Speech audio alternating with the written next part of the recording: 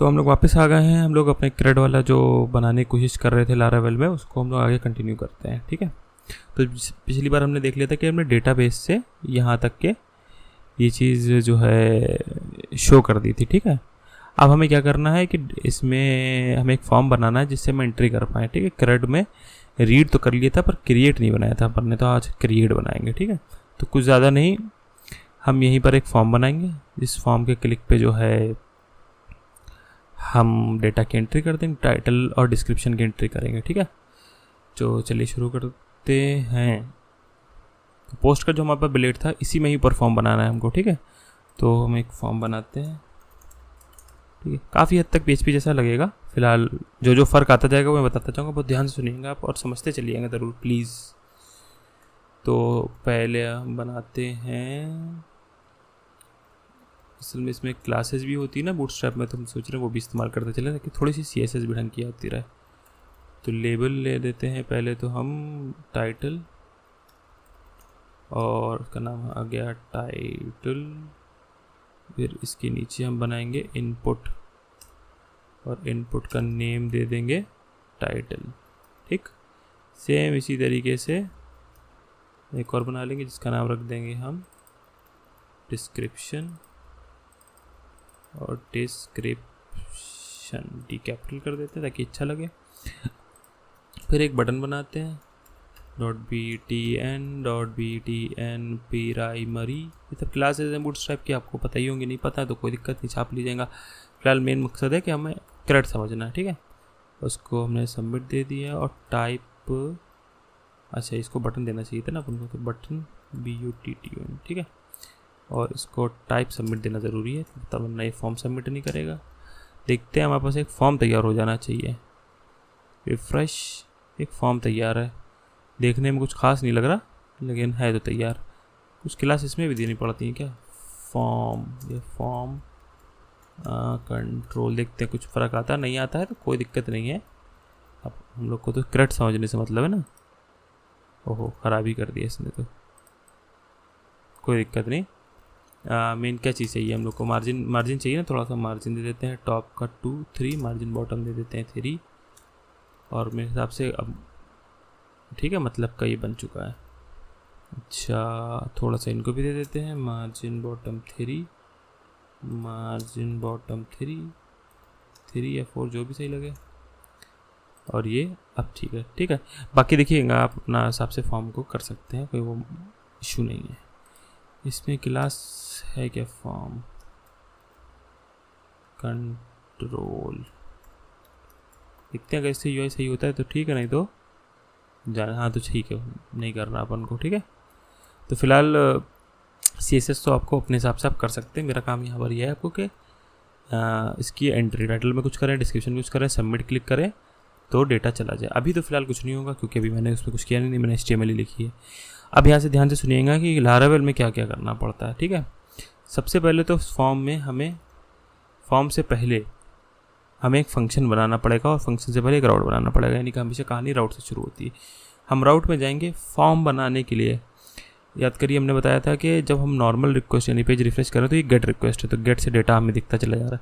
लेकिन जब हम फॉर्म सबमिट करेंगे इससे डेटा एंट्री होगी डेटाबेस में, और डेटा एंट्री करने के लिए जो रिक्वेस्ट भेजी जाती है, यानी कि जिसमें हम कोई डेटा भेज रहे हैं सर्वर पे या फिर कह सकते हैं उससे डेटाबेस में, तो वो पोस्ट रिक्वेस्ट होती है। ठीक है, तो अभी तक देखेंगे आपने कि राउट गेट रिक्वेस्ट बनाई थी, अब हम एक पोस्ट रिक्वेस्ट बनाएंगे। ठीक है, पोस्ट रिक्वेस्ट यानी कि डेटाबेस में एंट्री है, तो हम इस पोस्ट रिक्वेस्ट इस्तेमाल करते हैं इधर। और नेम हम कुछ भी कर सकते हैं, क्योंकि देखिए अगर रिक्वेस्ट बदली हुई है तो हम सेम नाम भी इस्तेमाल कर सकते हैं। ठीक है, चलिए अभी के लिए सेम नाम इस्तेमाल कर देते हैं, क्योंकि रिक्वेस्ट बदली है तो सेम नाम से कोई दिक्कत नहीं है। और लेकिन सेम कंट्रोलर पे भेजेंगे, लेकिन फंक्शन का नाम बदल देंगे। अब आपको समझ में आएगा कि इतने फंक्शन क्यों। जब एक तरीके की चीज़ है, जैसे पोस्ट है, एक टेबल है उसका, तो इसमें जितने भी क्रेड होंगे वो एक ही कंट्रोलर के अंदर होंगे। ठीक है, ये बात ध्यान रखिएगा, मैं फिर से रिपीट कर रहा हूँ। पोस्ट नाम का जो टेबल है हमारे पास, उससे रिलेटेड जितने भी ऑपरेशन होंगे, क्रिएट, रीड, अपडेट, डिलीट, और भी जो आगे फ्यूचर में होंगे, वो एक ही कंट्रोलर में होंगे। और वो हमने बना लिया था पोस्ट कंट्रोलर, तो इसलिए हमने अभी पहले रीड वाला तो बना ही लिया था पिछली वीडियो में, अब राइट वाला बना रहे हैं हम, यानी कि क्रिएट वाला। तो उसका फंक्शन हम दे देते हैं स्टोर नाम दे देते हैं उसको। ठीक है, आप कुछ भी दे सकते हैं, वैसे मैंने स्टोर दे दिया, स्टोर अच्छा लग रहा है। और आप देखेंगे कि लोग भी यही इस्तेमाल करते हैं। तो राउट बन गया, राउट में क्या ध्यान दिया हमने कि पोस्ट होना चाहिए क्योंकि डेटा एंट्री कर रहे हैं। नाम कुछ भी दे सकते थे लेकिन हमने वही नाम दे दिया, ठीक है।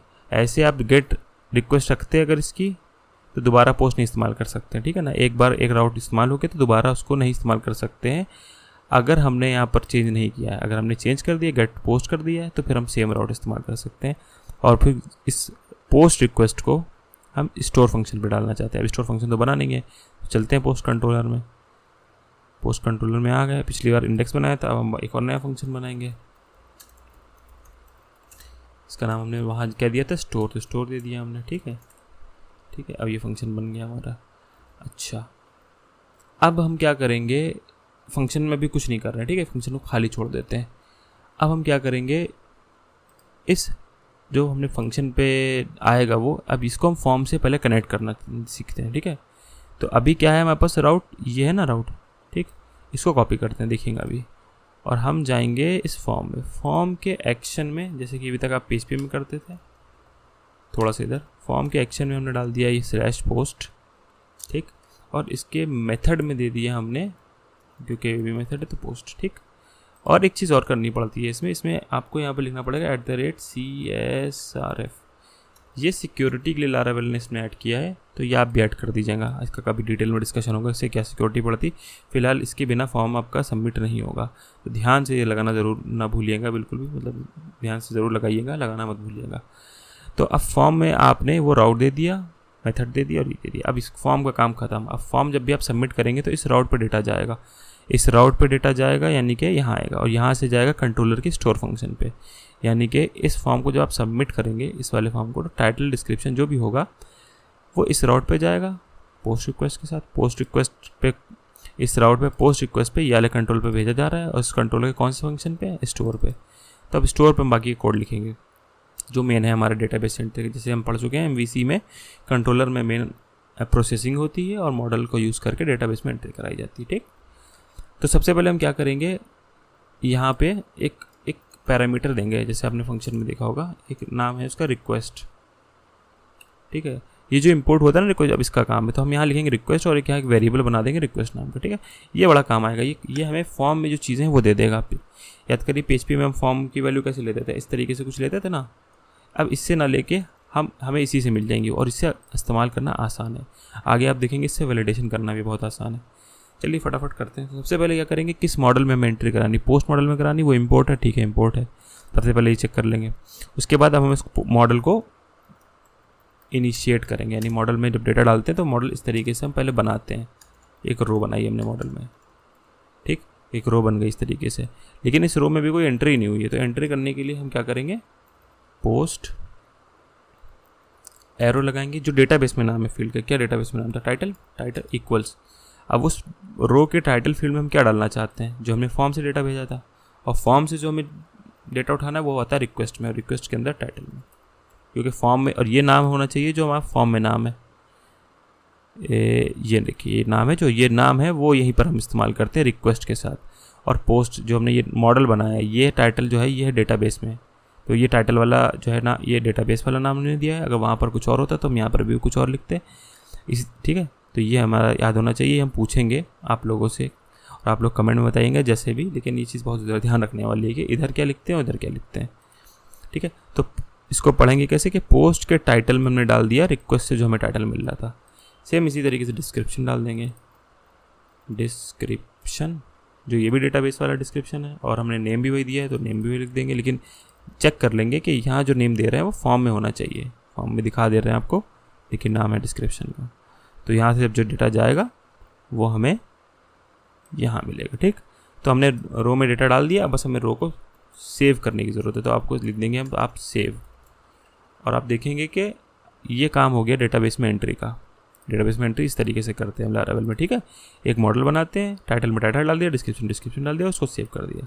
अब इसके बाद हमारा काम बचता है कि हम यूज़र को कहाँ भेजें, ठीक। यूज़र को हम पुराने पेज में भेजना है, तो हम क्या करेंगे, रिटर्न रीडायरेक्ट, और रीडायरेक्ट के अंदर हम डाल देंगे /पोस्ट। जब हम रीडायरेक्ट इस्तेमाल करेंगे तो ये हमको वापस वही पेज पे भेज देगा जिस पेज पे हम हैं, यानी जैसे कि पोस्ट पे हैं, ठीक। और ये आप देखेंगे एक दिक्कत जो आपको आती थी वो भी नहीं आएगी, इसमें रिफ़्रेश करने पे जो पॉपअप आता था ना वो भी पता चल जाएगा आपको। फिलहाल इतना ही कोड लिखना है बस। अब ये करंट के लिए काफ़ी। अब हम लोग टेस्ट करते हैं, देखते हैं डेटाबेस में एंट्री होती है कि नहीं। तो अभी तो देखते हैं एक ही रो आ रही, यानी एक ही एंट्री हुई है। अब हमने यहाँ डाला टेस्ट, इसको नाम दे देते हैं सेकेंड पोस्ट, उसका नाम दे देते हैं सेकेंड डिस्क्रिप्शन, ठीक। और अब हम करते हैं सबमिट। आप देखेंगे फ़ौरन नीचे एक नई पोस्ट आ गई है। और आप देखेंगे अब इस पेज को रिफ्रेश करेंगे ना, आप तो देखेंगे पॉपअप नहीं आ रहा है, ना डबल एंट्री हो रही, ना पॉपअप आ रहा है। PHP में अक्सर ये इशू आपको देखने को मिलता था। ये इस वजह से हुआ है कि हमने यहाँ रीडायरेक्ट जो किया है ना, इसको रीडायरेक्ट क्या करता है, उस जो भी हम राउट अंदर देंगे उस पर गेट रिक्वेस्ट बना देता है, ठीक। और गेट रिक्वेस्ट आप समझते हैं, पोस्ट रिक्वेस्ट की वजह से वो पॉपअप आता था जो मैंने आपको बताया था। पोस्ट रिक्वेस्ट रिपीट हो जाती थी पुरानी वाली, अगर आपने कुछ एंट्री करी है और आप सबमिट दबाते हैं, जैसे कि समझिए फिर से समझाते हैं इसको। इसलिए आपने थर्ड लिखा और यहाँ थर्ड लिखा, कुछ भी लिखा, सबमिट करते थे, वो पोस्ट रिक्वेस्ट जाती थी, देखिए ये गई पोस्ट रिक्वेस्ट। और पोस्ट रिक्वेस्ट से डेटा एंट्री होती थी। जब आप रिफ्रेश करते थे तो वो वही पोस्ट रिक्वेस्ट फिर से चलती, तो फिर से एंट्री हो जाती थी। लेकिन क्योंकि हमने यहाँ रीडायरेक्ट इस्तेमाल किया है, तो रीडायरेक्ट क्या करेगा, उस पोस्ट रिक्वेस्ट को गेट बना देगा। यानी कि ये भी झंझट छोड़ दीजिए कि पोस्ट को गेट बनाए, सिंपल इस पेज पे भेज देगा। जैसे बिल्कुल ऐसा चीज़ हो जाएगी जैसे आपने URL में पोस्ट डाल के एंट्री करी हो, ऐसे करके बस ये बना देता है, ठीक। तो अब जब आप किसी भी URL पे जाते हैं तो डेटाबेस में एंट्री नहीं होती, क्योंकि वो गेट रिक्वेस्ट होती है, ठीक। इसी वजह से आप रिफ्रेश कर पा रहे हैं, दोबारा वो पॉपअप भी नहीं आ रहा है, ना एंट्री हो रही। आप जितने चाहे बना के टेस्ट कर सकते हैं। मैं फिर से एक बना देता हूँ आपके लिए। तो हमने आज ये समझ लिया कि एंट्री कैसे होती है डेटाबेस में, ठीक है। रिवाइज भी करो, आप इसको वीडियो दोबारा देख लेंगे, समझ में आ जाएगा। फिलहाल मैं शॉर्ट में रिवाइज कर देता हूँ। सबसे पहले आप राउट बनाएंगे जाके, ठीक है। राउट में हमेशा रिक्वेस्ट को पोस्ट रखेंगे, इसका नाम कुछ और भी दे सकते थे, बस ध्यान ये रखना जो यहाँ नाम यहाँ देंगे आप, वही आप फॉर्म में एक्शन में देंगे, ठीक है। तो फॉर्म में एक्शन क्या जाता है, ये वाला राउट जाता है, और यानी कि कह सकते हैं ये फॉर्म वाला एक्शन है और ये है बैकएंड का कोड, यानी इस कंट्रोलर के फंक्शन पे भेजते हैं, ठीक। तो ये पोस्ट हमने डाल दिया इधर, कहाँ गया, ये डाला हमने एक्शन में। मेथड देना ज़रूरी होता है पोस्ट, और CSRF ये हमें लिखना होता है सिक्योरिटी के लिए, जो कि कभी हम लोग बाद में पता करेंगे कि क्यों कैसे सिक्योरिटी बढ़ाता है। अगर आप ये हटा देंगे तो एंट्री नहीं होगी। दूसरी चीज़, फिर आपने जब राउट बना दिया, उसको एक्शन में वहाँ फॉर्म में नाम दे दिया, सब कुछ फॉर्म का काम तमाम कर दिया, कंप्लीट कर दिया। उसके बाद आप कंट्रोलर में आएंगे। कंट्रोलर में कौन से जो फंक्शन आप जहाँ नाम देंगे, यहाँ स्टोर नाम दिया है तो आप कंट्रोलर में आएंगे, स्टोर नाम का फंक्शन बनाएंगे।